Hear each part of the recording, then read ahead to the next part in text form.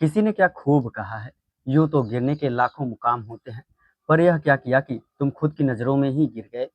कहावत तो यह भी है कि मोहब्बत और जंग में सब जायज है, लेकिन जब जंग जीतने के लिए इंसान निजता की सारी सीमाएं लांघ दे और मासूमों की जिंदगी बर्बाद करने पर उतर आए तो समाज भर उन पर थू थू करने लगता है।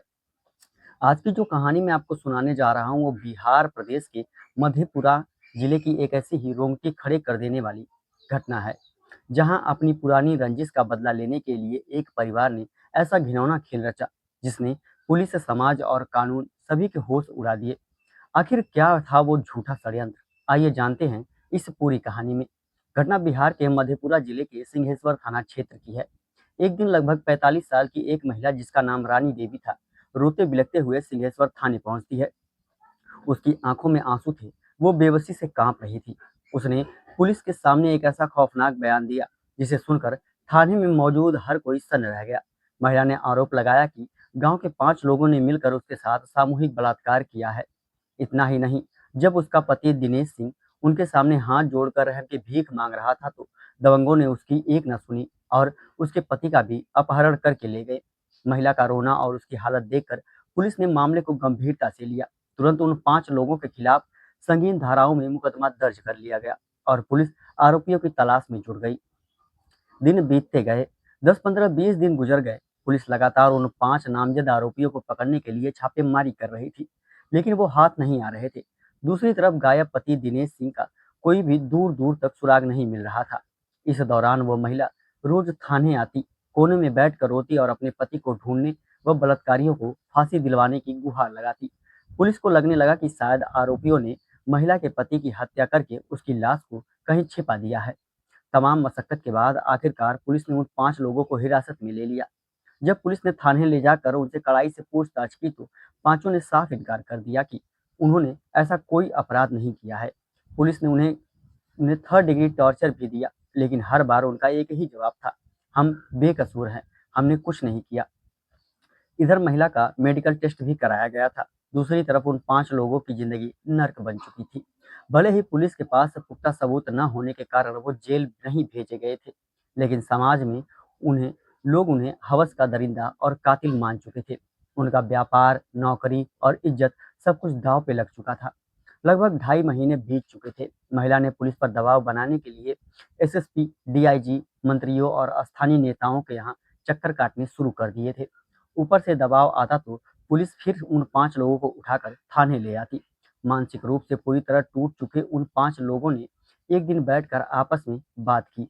वो समझ चुके थे कि अगर गायब दिनेश सिंह की सच्चाई सामने नहीं आई तो पूरी जिंदगी सलाखों के पीछे सड़ेंगे।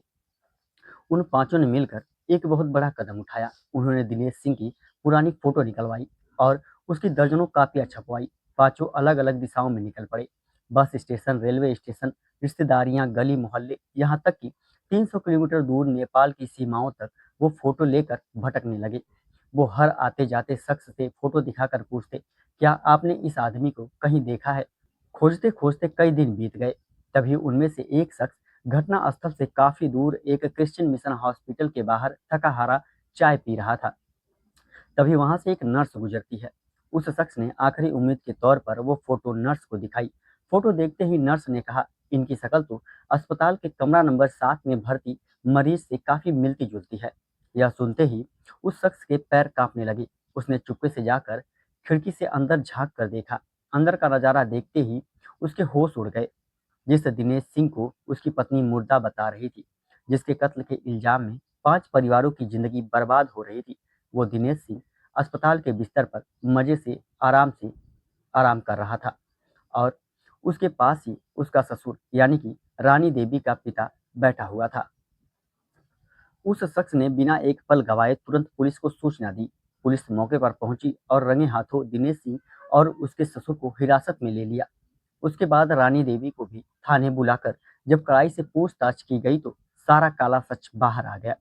दरअसल रानी देवी के परिवार की उन 5 लोगों से पुरानी जमीनी और आपसी रंजिश चल रही थी। इस दुश्मनी का बदला लेने के लिए रानी देवी, उसके पति दिनेश सिंह और अपने पिता के साथ मिलकर यह खौफनाक साजिश रची थी। प्लानिंग यह थी कि पति के कत्ल और गैंगरेप का झूठा केस बनाकर उन 5 बेकसूरों को उम्र कैद की सजा दिलवा दी जाएगी। दोस्तों, आज जो लोग कल तक 5 मासूमों को शक की नज़र से देख रहे थे, वही लोग आज इस औरत और उसके पति के मुँह पर थू-थू कर रहे हैं। बदला लेने के लिए कानून, समाज और खुद के ज़मीर को इस हद तक गिरा देना कहाँ तक जायज़ है? अगर वो 5 लोग अपनी बेगुनाही साबित करने के लिए खुद ना निकलते तो शायद वो बेकसूर होकर भी जेल की सलाखों के पीछे होते।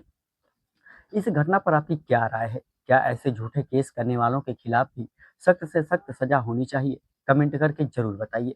सतर्क रहें, सुरक्षित रहें। धन्यवाद।